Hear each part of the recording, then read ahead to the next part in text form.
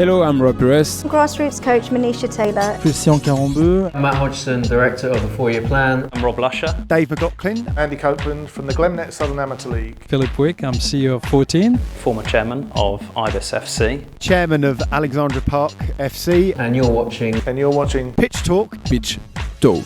The only place to get your Monday night footballing fix.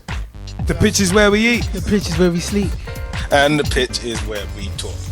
Make sure you join the revolution, the football revolution.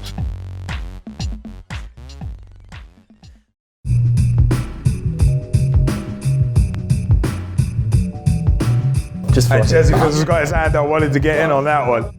It was very interesting. So would you say that a good referee is almost anonymous, right?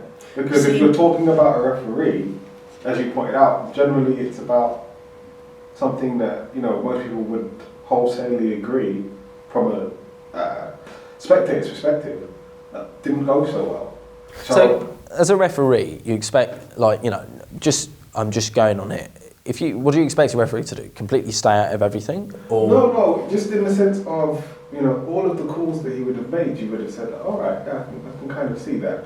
Like, to give a more recent example, last weekend, Cameron Jerome, he had a goal ruled out for a high foot. I didn't see that one, but I read about it. A really nice acrobatic finish, right? Whereas you think about it, you say, well, I think last season, Graziano Pelle, he scored a very similar goal, right? Where again, if you wanted to call for a high foot, it would be a high foot, except it wasn't called in the goal instead.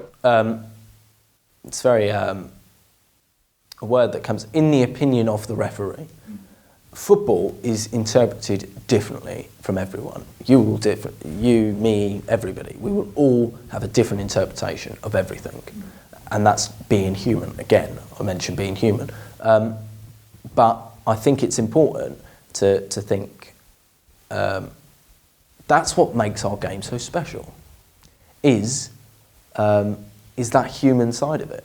And I like that human side of it. I mean, the reality is, if you didn't have that, what would there be to talk about? Not saying referees should make mistakes, and I'm not trying to say they that we shouldn't know the laws and everybody shouldn't near enough do a consistent level. But that footballing, as a football game, we need to kind of, I think, relax that sort of thought of, okay, this person did it like this person does it like that, because that's what happens. I mean, Jerome it's not nice he got a goal ruled out, but you know. I mean, we did discuss this on our most recent show, and I look, yeah, the Cameron Jerome disallowed goal, and I thought to myself, well, in part, in part you can kind of see why it was disallowed, but at the same time, was it a high foot? Well, it can be interpreted. That first bit there? His foot was actually pretty high. I mean, I'm going to try and find it. Actually, we're going to deviate from the script. I'm going to try and find it. If you see that reaction there, was it a high foot? You went, Now the referee has only got one view on it, so he's got to go. Oh, I've got that. That's a high foot. Yeah. And he's given it. And if he's thought about it, he might have seen it back on the footage later and thought, oh. Like, you know, it looked like a decent goal from this this 32-inch TV in my house. But he was standing in the stadium, he saw it, and he went, oh, I've got to go for it, because that's what I think. Yeah.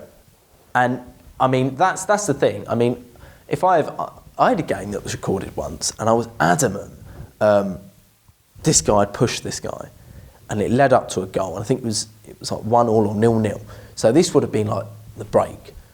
And I disallowed it because I saw a push, and I was knew I saw a push. And that reminds me, I've got to get the DVD off of someone. It's still at his house. And when I looked at the clip back, he might have touched him, but it wasn't how I was thinking it was. But because I'd had the view of it at that time, the angle I had of it looked like he did. And sometimes you think, oh, well, maybe I won't try it as much. Maybe. Like, you know, if I'd have got out a bit wider, I might not have seen it. Or if I'd have got a bit closer to play or whatever.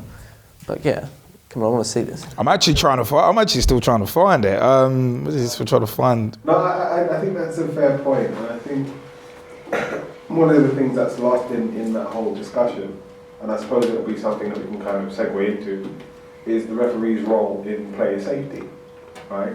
So, you know, in the case of this high foot call, what we're talking about is a potential serious head injury. Of course. Right? And obviously we want to make sure that, you know, at any level The players are safe, the players are safe and that the game gets to be played. Definitely. Right? So I think with that as well, I think sometimes for me as a fan, right, who you know really enjoys an acrobatic volley. Oh, of course, doesn't anyone though? when you look back on the Wayne Rooney overhead kick, Oh, you mentioned that for the it. derby. Oh, do you know what I no, mean? not that. But do you know what I mean? When you look back on it, you think, you know, that was a good goal. Yeah. Like, you know, he may not have intended it. It probably was going up to Rose Ed if it was hitting his foot.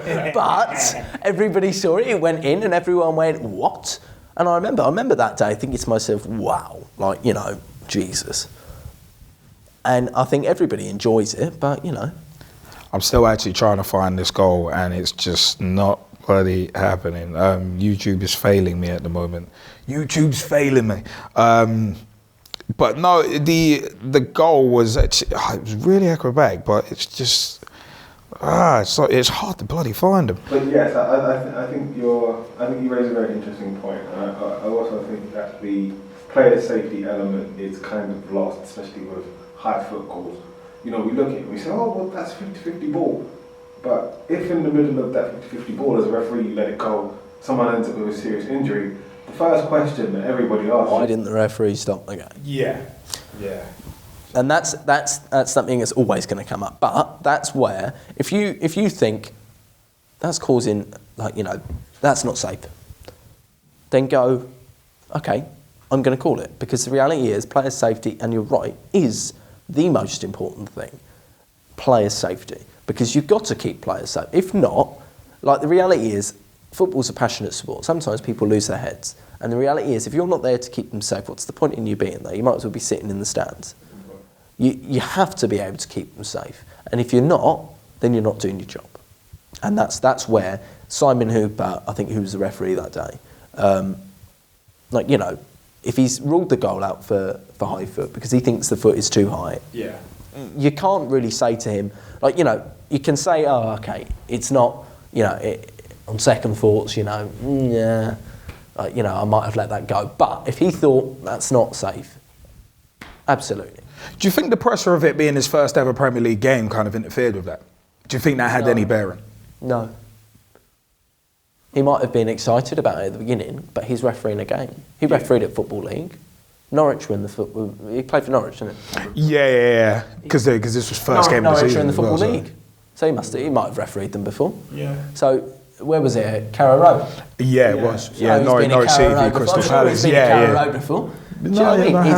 It's one of these which I think, as a referee, when you get a big game, you get pumped up about it, but it's got to be a game of football. And if you think about it any different, you'll lose focus and concentration. Yeah.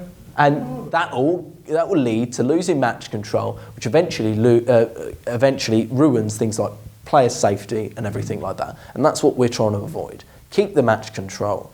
Get on with the game. It's refereeing. It's not, you know, look at me, this is my first Premier League game. It's referee the game. I mean, as I said, I'm still trying to find this. Just to set up, as a referee, through the lower leagues as you rise, would your decisions like that change? Do you mean the tolerance level? No, your decisions, for instance, maybe he wouldn't have made that decision in the lower leagues, whereas in a Premier, because it was a Premiership match and it's his first match. What you mean? He tried to go safe? Yeah. Could have been. I can't really answer that because I wasn't the referee on the day.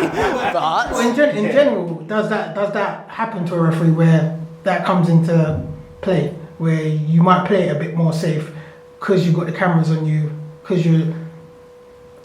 I don't think so, because that would be that things are outside or influencing him, which I'd like to think it didn't. But I think it's like I said, I think. Anyone that's going into their first Premier League game or, like, you know, their game of football, whether it's, like, you know, their first Premier League game or their first, like, you know, Spartan Div 1 middle.